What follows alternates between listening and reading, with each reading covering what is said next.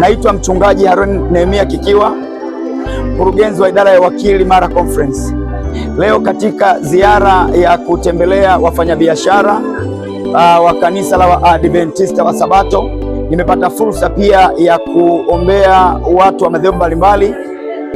Ni ziara ya kukagua watu wanavyofanya kazi kwa muda wa siku 6.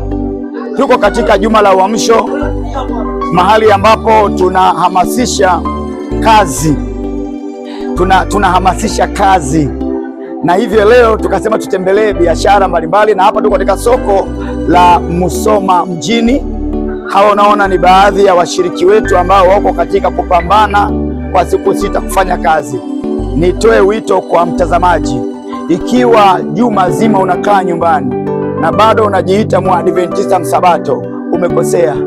Waadventista wa Sabato wanapumzika siku ya 7 ya juma wakisherekea uumbaji, lakini wanafanya kazi siku 6 kwa sababu ni amri ya Bwana. Katika zile amri 10 ni amri ya 4, siku 6 fanya kazi. Kwa nikutie moyo, fanya kazi na Bwana akubariki sana katika kazi zako.